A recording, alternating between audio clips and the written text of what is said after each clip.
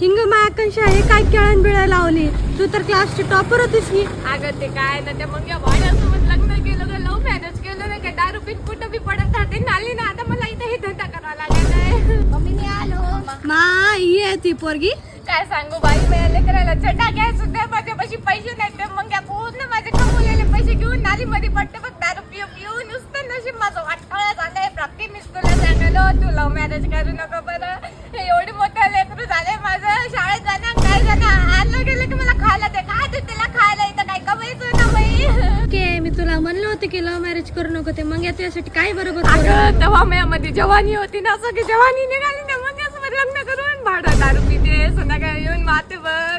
का कमीली नाहीस म्हणून अजून माते आणि भोंगाईचं आलं कसं आहे. मम्मी केस विचार एवढे मोठे केस वाढून ठरली बघ. ठीक आहे, मला उशीर व्हायला, मी चालले. प्राप्ती चाललीस तर चालली. 2-3 डझन केळ ते घेऊन जाय. संध्याकाळचं जेवण पाणी तरी होते.